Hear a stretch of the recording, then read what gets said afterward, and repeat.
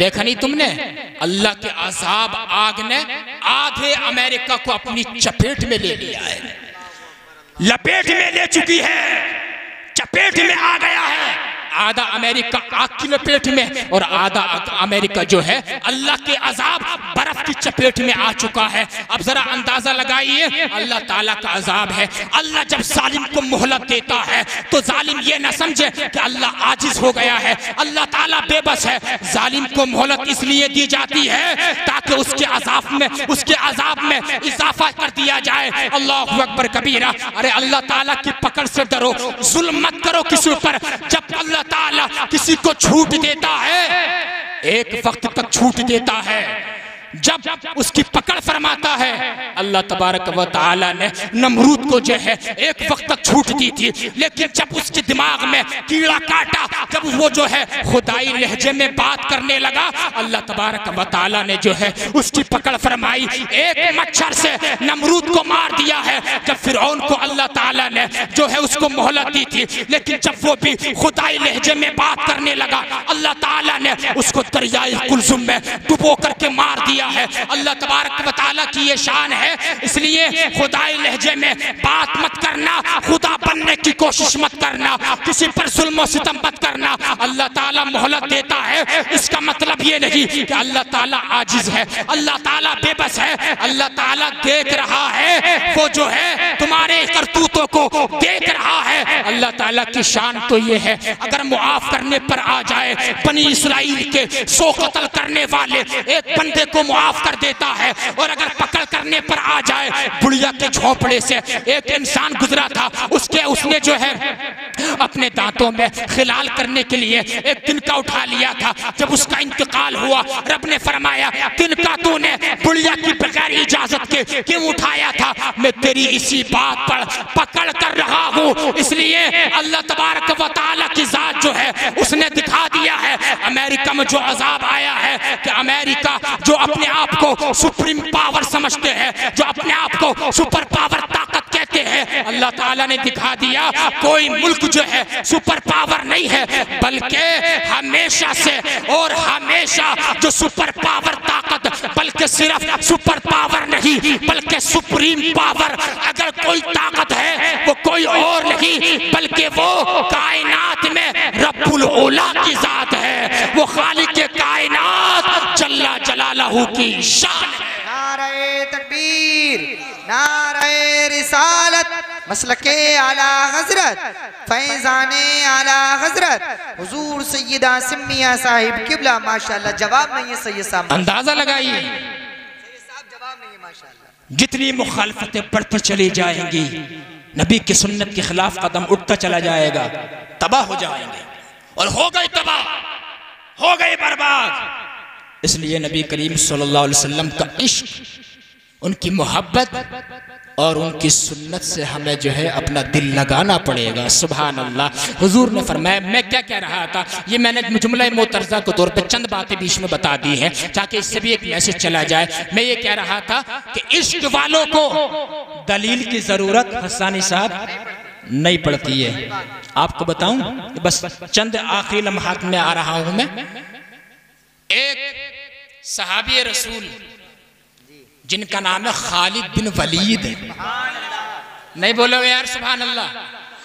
खालिद, नाम भूल गए लोग, नाम सहाबा के, और फिल्म इंडस्ट्री में काम करने वाले इन एक्टरों के नाम तो याद होते हैं, जो हमारे असल हीरो हैं उनके नाम याद क्यों नहीं है? खालिद बिन वलीद हमारे हीरो, तारिक बिन जियाद हमारे हीरो, इसके अलावा सलाहुद्दीन अय्यूबी हमारे हीरो, अबू उबैदा इब्न जर्राह हमारे हीरो। अंदाजा लगाइए, सैयदना खालिद बिन वलीद ना इतने ताकतवर थे, इतने निडर थे, किसी से डरते नहीं थे, किसी से डरते नहीं थे। और एक हुजूर के चचा हजरत हमजा, वो भी किसी से डरते नहीं थे, बड़े ताकतवर थे हजरत हमजा। हुजूर को बड़ा प्यार था उनसे। तो खालिद बिन वलीद ने बहुत सारी जंगें लड़ी, तकरीबन 120 जंगें उन्होंने लड़ी। आपको मालूम है, किसी एक जंग में भी अल्लाह की तलवार सैफुल्लाह, सैफुम मिन सुयूफिल्लाह, हुजूर ने उनको लक़ब दिया।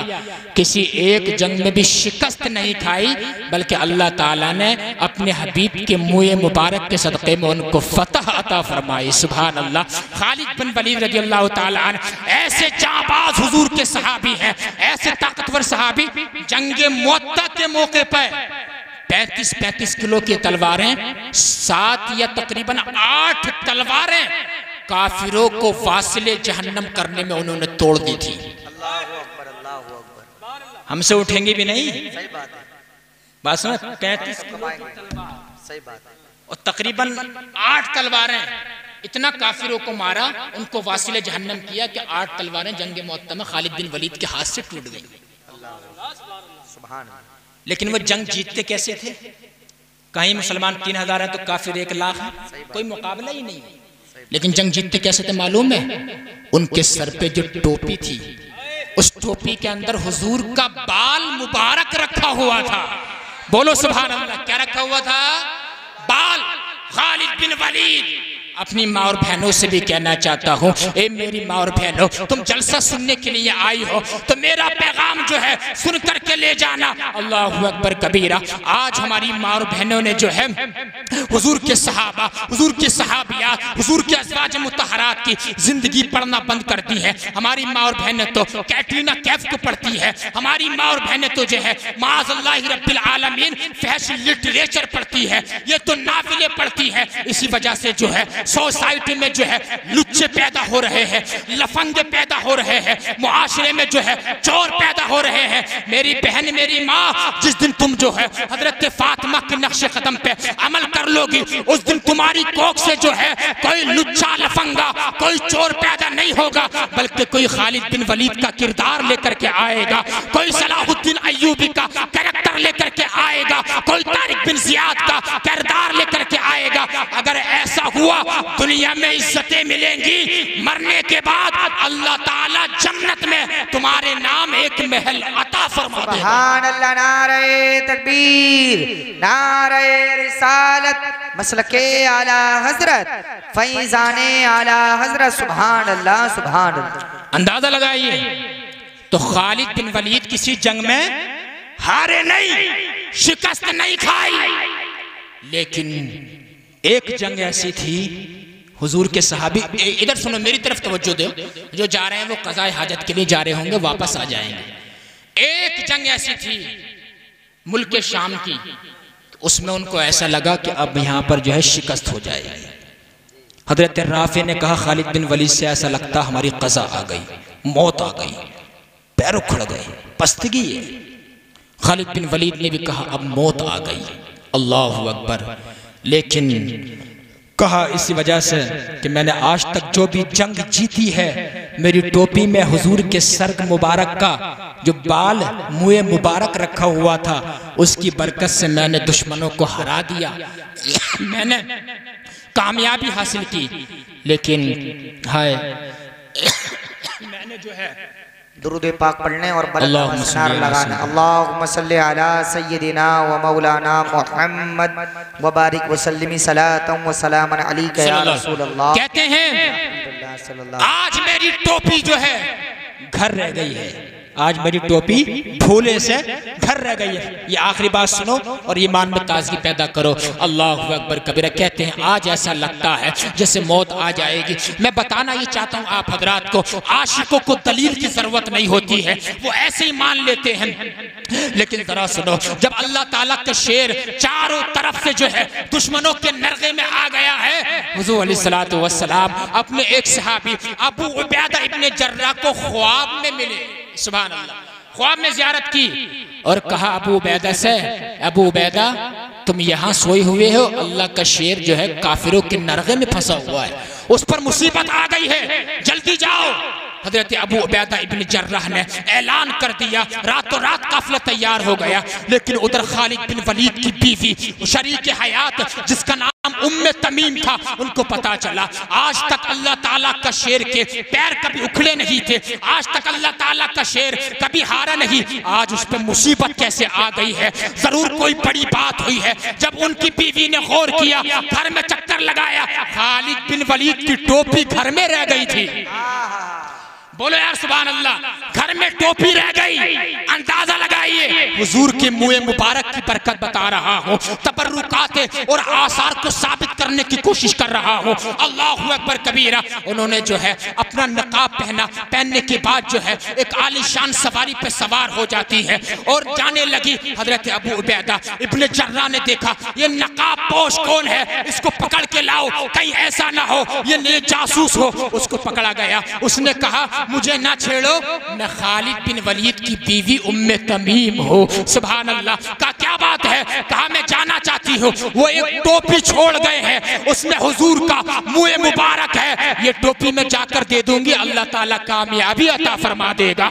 जब वहां पर पहुंचे हैं मुल्क शाम में, खालिद बिन वलीद की बीवी, अल्लाह उनके पास टोपी है, काफिरों को पीछे हटाती चली जा रही है। खालिद बिन वलीद ने देखा ये नकाब पोश कौन है कि काफिरों के पैर उखाड़ दिए हैं। उनके पास आए और आने के बाद कहा तुम्हारे पास क्या है? तो उन्होंने अपना जो है नकाब उलट कर कहा मुझे पहचानो, मैं तुम्हारी बीवी उम्मे तमीम हूँ। कहा कैसे आई हो? कहा तुम्हारी टोपी जिसमें हुजूर का मुंह मुबारक था वो घर पे रह गई थी, मैं वही देने के लिए आई हूँ। खालिद बिन वलीद बड़े खुश हुए जब उस टोपी को लगाया है। उस टोपी की बरकत से जो है दुश्मन पीछे हटते चले गए। काफिरों को हजरत खालिद बिन वलीद ने लताड़ दिया, पीछे हटा दिया और मुंह मुबारक की बरकत से जब टोपी लगाई, कई दिन से जंग चल रही थी, कामयाबी नहीं मिल रही थी, लेकिन जैसे ही टोपी हजरत खालिद बिन वलीद ने मुंह मुबारक की लगाई है,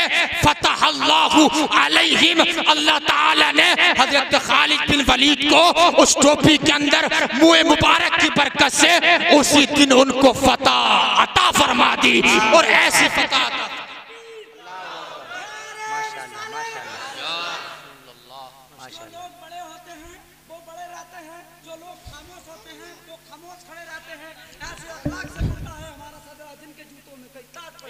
सुभान अल्लाह, माशाअल्लाह, बड़ा जज्बा, अल्लाह ताला सलामत रखे।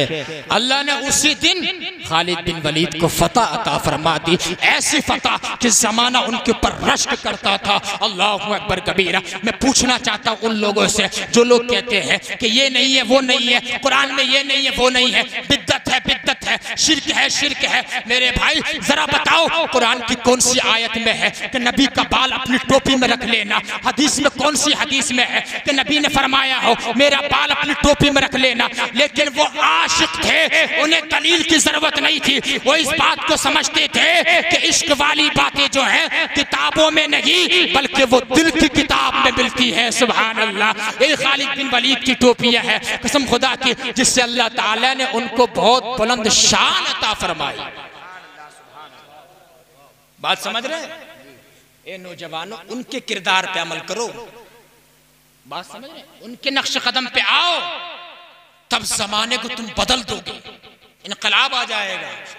और जब मोबाइल में घुसे रहेंगे 24 घंटे, WhatsApp, Facebook, Instagram, Twitter, YouTube, 24 घंटे मोबाइल में। अच्छा बाजा तो ऐसा है हसानी साहब, अच्छा जैसे मोबाइल की बैटरी रात को सोते टाइम 2-3 बजे तक पबजी खेल के ऑफ हो जाती है, जब सुबह को उठता है ना तो कहता है यार इसकी बैटरी ऑफ हो गई, काश रात ही ये चार्जिंग पे लगा के सो जाता तो अब तक इसकी बैटरी भर जाती, इसकी बैटरी अब तक भर जाती। मेरे भाई, जैसे तुझे मोबाइल की फिक्र है, इसकी बैटरी की फिक्र है, ऐसी फिक्र अगर तुझे नमाज से हो जाए, ऐसी फिक्र अगर तुझे आलिमों से हो जाए, ऐसा लगाओ अगर तुझे सैयदों से हो जाए, ऐसी फिक्र अगर तुझे रोजे से हो जाए, ऐसी फिक्र जो है अगर तुझे माँ बाप की खिदमत से हो जाए, ऐसी फिक्र अगर तुझे मदरसे से हो जाए, ऐसी फिक्र अगर तुझे मस्जिद से हो जाए, तो अल्लाह ताला की शान ये है वो तेरे ऊपर ऐसा करम फरमाएगा, तुझे मुस्तजाबुद्दावात बना देगा। फिर जो भी तू दुआ अल्लाह ताला से मांगेगा वो रद्द नहीं फरमाएगा, बल्कि अल्लाह ताला तेरी हर दुआ अपनी बारगाह में कबूल फरमाएगा। सुभान अल्लाह, सुभान अल्लाह, सुभान अल्लाह, माशाअल्लाह। लेकिन हमारा मामला उल्टा है। मोबाइल में खालिद बिन वलीद की इन तमाम साहबा की सीरत हम पढ़ते नहीं है, सिर्फ दुनिया दुनिया दुनिया दुनिया दुनिया दुनिया के अंदर इतने मगन हो गए। दुनिया कितने दिनों की है? चंद दिनों की है, उसके बाद हमें यहां से जाना है। वहाँ जाना है जहाँ खरबों साल रहना है, जहाँ अरबों साल रहना है, जहाँ हमेशगी की ज़िंदगी है। इसलिए मेरे भाइयों, इसलिए अपनी ज़िंदगी संवारो, आखिरत को देखो, नबी की सुन्नतों पे अमल करो। बस एक आखिरी बात बता रहा हूँ, उसके बाद अपनी जगह ले रहा हूँ क्योंकि वक्त भी ज़्यादा हो गया है। मुझसे किसी ने इशारा भी किया, सही साहब कोई ऐसी हदीस पाक सुना देना जिससे मुसलमानों में आपस में एक मोहब्बत में भी इजाफा हो जाए। बोलो सुभान अल्लाह। अल्लाह की तौफीक से मेरा मिजाज ही ये है, जहाँ भी जाता हूँ अल्हम्दुलिल्लाह कई सौ जलसे हमने पढ़ लिए हैं। अल्लाह ताला और तौफीक देगा तो और पढ़ेंगे। मैं कोशिश यही करता हूँ कि कुरान और सुन्नत की रोशनी बोलने की कोशिश की जाए। मेरी तकरीर से अगर एक बंदा भी सुधर गया तो समझ लो कि मेरा बेड़ा पार हो जाएगा और हमारा आना भी कामयाब हो जाएगा। मेरे भाई सुनो, अगर कोई नाराज़ है ना, कोई नाराज़ है तुमसे, तुम्हारे बाप नाराज़ हैं या तुम्हारा भाई नाराज़ है तुमसे, कोई भी नाराज़ है ना, हो वो मुसलमान, तो उससे जाकर के ना सलाम दुआ कर लो, उससे जाकर के ना मुसाफा कर लो, नाराज़गी दूर कर लो। इसलिए कि उसका रिजल्ट तुम्हें कितना बड़ा मिलेगा वो मैं बताने वाला हूँ। अगर सुनने वाले हैं तो बोलो सुभान अल्लाह। दो मुसलमानों में अगर नाराज़गी हो जाए ना, 3 दिन से नाराज़गी ज़्यादा जायज़ नहीं है। अब सुनो, हुजूर के बड़े नवासे का नाम बताओ। इमाम हसन। और छोटे नवासे का? इधर वाले बोल रहे हैं अरे ये तो सब पढ़े लिखे लोग बैठे हैं, इनको तो मालूम ही है, आप बताओ ना। इमाम हुसैन। इमाम हसन और इमाम हुसैन में ना दोनों भाइयों में मामूली सी नाराजगी हो गई। मामूली सी नाराजगी। अरे मछाइली के जिंदा दिल मुसलमानों में क्या बता रहा हूं आपको, आप क्या सुन रहे हैं। हसन हुसैन में मामूली सी नाराजगी, इतने बड़े, एक इमाम शुहदा, एक सैयद शुहदा, सुभान अल्लाह। लेकिन हजरत अबू हुरैरा जिन्होंने हदीस से पाक रिवायत की है, अगर उनको हदीस की दुनिया से निकाल दिया जाए तो हदीस में कुछ बचता ही नहीं है। वो हजरत अबू हुरैरा है। वो हजरत अबू हुरैरा जो है वो छोटे वाले भाई इमाम हुसैन के पास आए। सुभान अल्लाह, सुभान अल्लाह। और आने के बाद कहा बड़े भाई से नाराजगी है। कहा नाराजगी है? कहा जाकर के सुलह कर लो, सलाम दुआ कर लो, अल्लाह ताला सवाब दे देगा। अब जरा सुनना, इमाम हुसैन का जवाब सुनना, ईमान ताजा कर लेना। अल्लाहु अकबर कबीरा। इमाम हुसैन ने कहा, ए नबी के सहाबी, अगर मैंने अपने नाना जान से ये हदीस से पाक ना सुनी होती तो मैं जाकर के अभी सुलह कर लेता, सलाम दुआ कर लेता। कहा तुमने क्या सुना है? इमाम हुसैन ने कहा मैंने ये सुना है, मेरे नाना ने फरमाया दो मुसलमानों में अगर नाराजगी है, दो मुसलमानों में अगर तर्क ताल्लुकात हैं, उन दो मुसलमानों में जो पहले बोल लेगा, जो पहले सलाम कर लेगा, जो पहले नाराजगी को खत्म कर देगा, नबी ने फरमाया जन्नत में भी पहले वही जाए। सुभान अल्लाह। नारे तकबीर, नारे रिसालत, मसलके आला हजरत, माशाअल्लाह माशाअल्लाह। जन्नत में भी पहले, और जोर से बोलो जरा, वही जाएगा।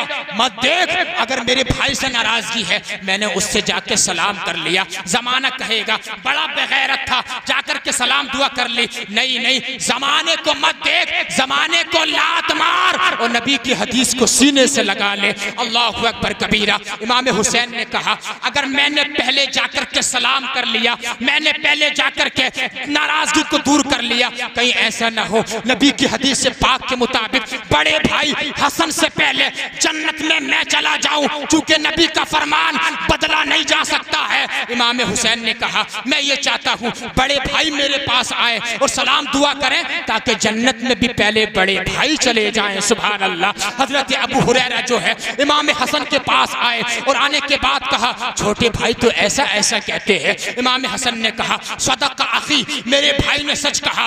अपनी जगह से उठे और उठने के बाद जो है उसी वक्त इमाम हुसैन के पास आए, सलाम दुआ की, नाराजगी को खत्म कर लिया है। अल्लाहु अकबर कबीरा। इसी हदीस से पाक के मुताबिक जो है पहले इमाम हसन बोले तो हदीस से पाक के मुताबिक इमाम हुसैन से हसन जो है जन्नत में पहले जाने के हकदार बन गए। सुभान अल्लाह, माशाअल्लाह सही है। हकदार बन गए पहले जाने के। अंदाजा लगाइए, इसलिए किसी से नाराजगी हो, नबी की हदीस देख लो, उससे मेरी नाराजगी, उससे मैंने सलाम कर लिया, तो उससे पहले जन्नत में मैं चला जाऊंगा। बात समझ रहे हैं? इस नाराजगी को दूर करो, आपस में बुग़्ज़, हसद, चुगली, ग़ीबत, बदज़बानी, गाली गलौज, फहश कलामी से बचो। और जो है अल्लाह तबारक व तआला के फरामीन पे अमल करो, इंशाअल्लाह तबारक व तआला बेड़ा पार हो जाएगा। और ऐसा बेड़ा पार हो जाएगा कि इंशाअल्लाह तबारक व तआला अल्लाह तबारक व तआला जो है तुम्हारे बेड़ों को पार लगा देगा, किनारे लगा देगा। दुनिया में ज़िंदगी में हरियाली आ जाएगी, आखिरत सरसब्ज़ व शादाब हो जाएगी। मैं तौबा करता हूँ, अल्लाह तबारक व तआला की बारगाह में तौबा है, जो तौबा करता हूँ मौला मेरी गलतियों को मुआफ़ फरमाए। सुनाने को तो और भी सुना देता, वक्त नहीं है, ख़जाने में कमी नहीं है अल्हम्दुलिल्लाह, लेकिन वक्त के दामन में गुंजाइश नहीं है। फिर मौका मिला तो फिर सुनाने की कोशिश की जाएगी। अस्तग़फिरुल्लाह रब्बी मिन जमीइ मा करिहल्लाहु क़ौलन फ़िअलन समअन नाज़िरन वला हौला वला कुव्वता इल्ला बिल्लाहिल अलिय्यिल अज़ीम। कलमा शरीफ पढ़े ईमान ताज़ा हो जाएगा। ला इलाहा इल्लल्लाहु मुहम्मदुर रसूलुल्लाह व आखिर दावाना अल्हम्दुलिल्लाहि रब्बिल आलमीन। अस्सलामु अलैकुम व रहमतुल्लाहि व बरकातुहू।